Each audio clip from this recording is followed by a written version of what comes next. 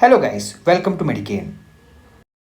In this video, we are going to be looking at the developments that occur in the third week. Okay, so now let us look at two important terms. That is, one is gastrulation, one is neurulation. Okay, gastrulation is nothing but formation of germ layers, and neurulation is nothing but the formation of neural tube. Both of these things occur in the third week. Okay, so now let us look at the first process, that is gastrulation. So as always, we should ask the golden questions, that is what, when, how. What is gastrulation? Gastrulation is nothing but formation of germ layers. When does it occur? It occurs in the third week. How does it occur? This is the important question which we will answer. Okay, so in second week of development, we had already established that the inner cell mass will divide into two cells. Okay, dorsal part which has columnar cells, which is epiblast. Okay, and the ventral part which has cuboidal cells, that is hypoblast. Okay, so what happens here is, in the cuboidal cells there is formation of columnar cells. Okay, in the ventral part, that is known as the procaudal plate. This is formed in the head end of the embryo. Okay, at the same time, in the epiblastic cells, there is proliferation of cells which is known as primitive streak. This occurs in the tail end of the embryo. So if we look at it, this is the embryo, this is the head end, this is the tail end. Okay, this is the cloaca. This in the head end is known as the procaudal plate. This is known as the primitive streak. I hope you have understood till now. Now we'll see the formation of germ layer, that is gastrulation. Okay, so all the germ layers are formed from the epiblast. As we all know, dorsal layer cells are known as epiblast. The ventral layer cells are known as hypoblast. That we already know. So this epiblast, what it does is, this releases cells which will go and replace the hypoblast and is known as the endoderm. So the first germ layer which is formed is endoderm. It is a derivative from epiblast. And it also releases cell in the middle which is known as intraembryonic mesoderm. Okay, so the second germ layer which is formed is intraembryonic mesoderm. And the remainder of the epiblastic cells, after formation of the intraembryonic mesoderm, will form the third germ layer, that is ectoderm. I hope you're clear with it. So the three germ layers are endoderm, intraembryonic mesoderm, and ectoderm. Okay, so we have learned about the three germ layers. What is this fourth germ layer? The fourth germ layer is nothing but neural crest cells. The next important topic we are going to be learning now is the development of notochord.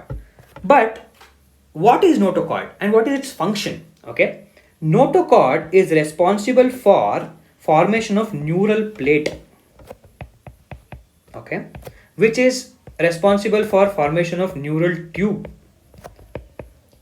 which is responsible for formation of brain and spinal cord. So this is the function of notochord. So as it's such an important structure, we should know the development of notochord. Okay, so what happens? This is the endoderm, this is the ectoderm.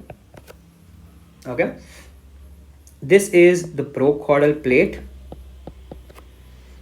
this is the cloaca. Okay, this is the primitive streak. What happens is, there is proliferation of cells in this place. Okay, that is known as Henson's node. Okay, and there is an invagination in the middle. Okay, which is known as blastophore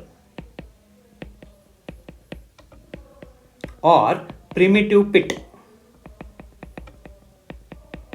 Okay, from this primitive pit arises the notochordal process. So this is the first step, that is the production of notochordal process. Okay, this notochordal process then canalizes, okay, to form notochordal canal. Okay, so this is canalization. Next, what happens is the lower part of the notochordal canal fuses with the endoderm. Fuses with endoderm. Okay. The lower part is fusing with the endoderm. Okay.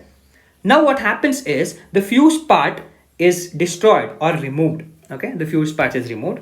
Next, what happens is the upper part will bridge this gap, forming the neural plate. Okay. This is the formation of neural plate. Okay. And the next step, it bends like this. Okay. It bends. And the last step is the formation of notochord proper or definitive notochord. These are the 7 steps in the formation of notochord. So we have learned about the formation of notochord. So now, what is the function of notochord? As we already studied, that notochord is responsible for formation of neural plate.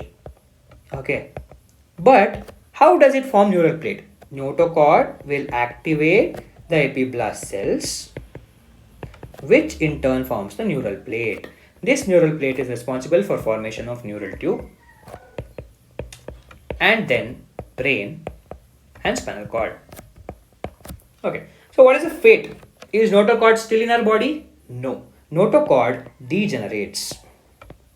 Okay, and the remnants of notochord are known as nucleus pulposus